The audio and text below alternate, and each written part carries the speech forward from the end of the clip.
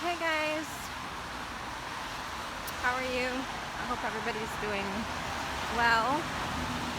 I hope you can hear me as well. It's kind of loud out here. Um,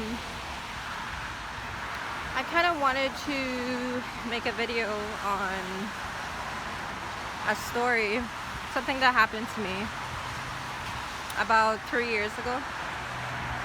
I'm really tired right now, by the way, so I'm sorry if I look exhausted.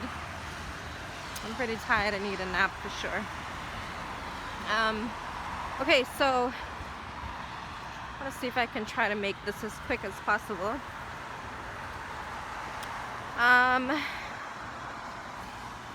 When I was about 30 years old, I almost got abducted, and it's probably one of the scariest moments of my life, I guess. If I were to really think back at, my experiences, definitely was not, it wasn't anything that I could joke about, or that, what am I trying to say? Now I can look back at it, but I still can't even laugh because it was pretty crazy. You can look back at your experiences sometimes and just, laugh, and yeah, I can't do that. Okay, so basically, I need to explain some things to you guys before I tell you the story, so you completely understand, what the situation was.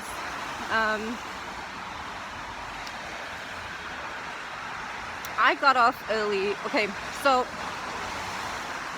my son, his school was about half an hour away from, like, walking distance at that time. So I love to walk. As you can see, I'm walking home right now. But I would go and get him because he was volunteering for an after-school program. So I would go get him at 5:30, which is when it ended. But this particular day, I got off early that day, and I decided to go and pick him up earlier than usual so we can have some more time to spend together. So usually I would leave around 5 o'clock. That day I left around 4 o'clock. So I would get there for 4:30 to pick him up.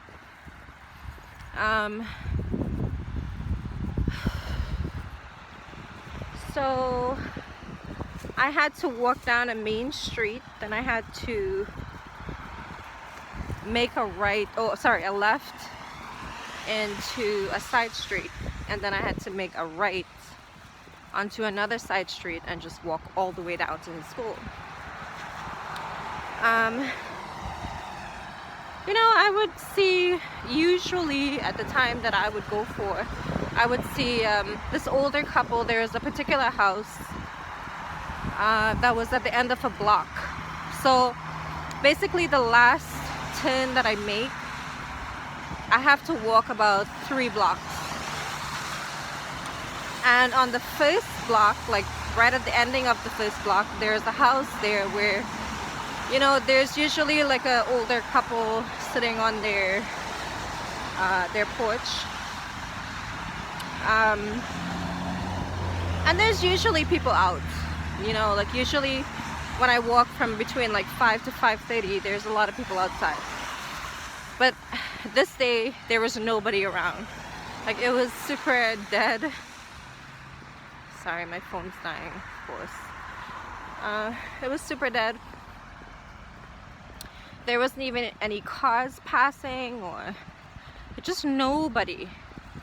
And I remember walking down the street that day and thinking, wow, like it's really quiet today. But then I remembered, okay, you know, I'm going pretty early. Usually around 5, I guess. That's when most people get off from that area. So I just figured, you know, people are probably still at work and stuff. And I was walking. Now I just want to explain the couple that I spoke about with the house at the end of the block, the first block. They sorry guys. Okay, give me a second, I gotta cross the street.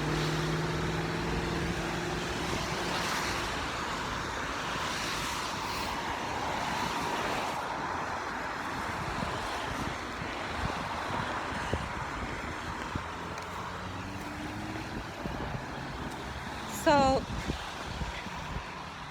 the couple that was at that house,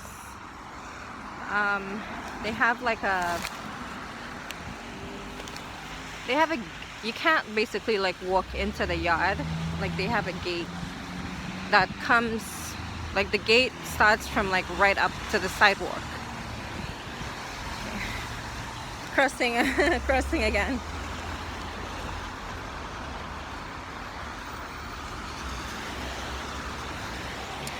Yeah, so the gate starts like right up, like there's like a fencing area and then there's a gate there to get into the yard.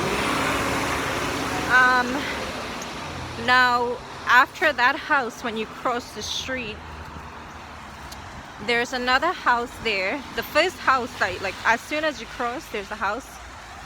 And you know, I've always thought, like I've walked that road like a lot of times, and every single, like I've always thought that this place, like this house, like when you cross the street, like there's like a little area that's like really blocked off, and it would be the perfect place to kidnap somebody if you had to do it. You know, basically on that street, that would be the perfect spot. So now that you guys have an idea of what things look like, I'm walking down the street and I'm like coming up to the house before the house with the couple. And I'm just, you know, taking my time walking. All of a sudden I hear a car.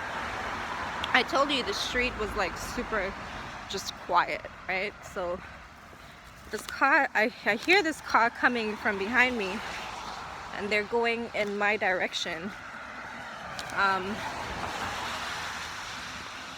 And all of a sudden it slows down.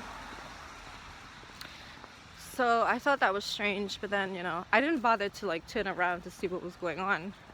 I just figured maybe it's the neighbor pulling into their house or something.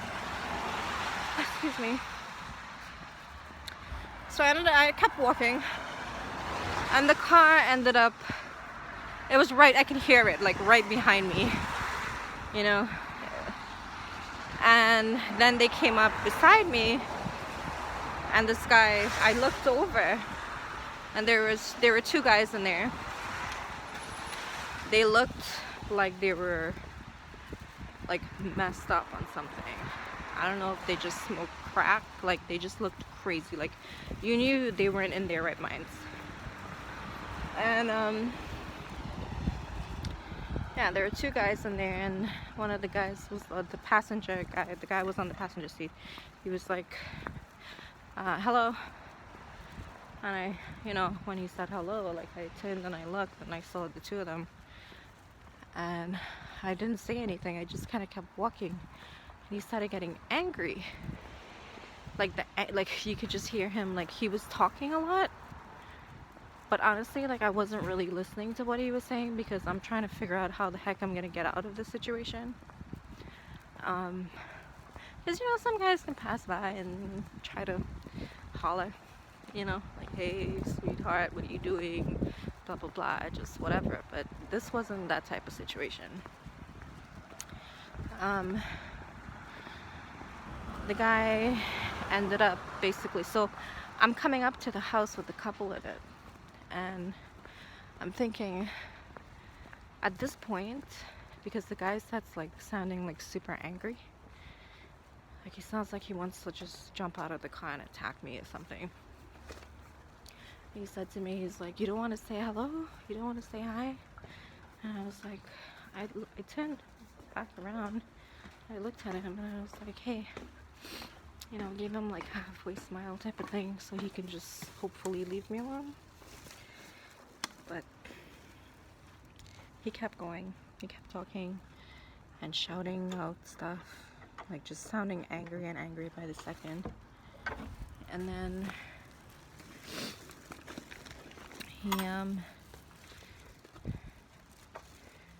he started opening up his door. So when he started opening up his door, I was coming up to the house with the couple, and I was like,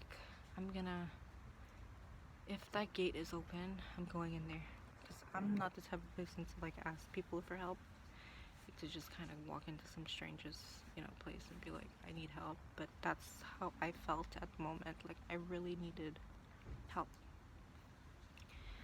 So I got up to the house and I looked at the gate, and the gate was closed in all the way.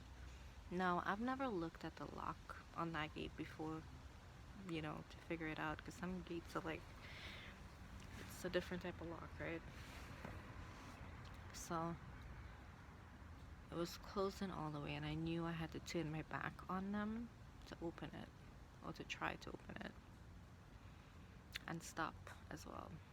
So before I even actually came up to the gate, I was like, nah, I can't, like, I shouldn't even stop or turn my back on them, because that's probably going to be it for me. So I passed the house, and then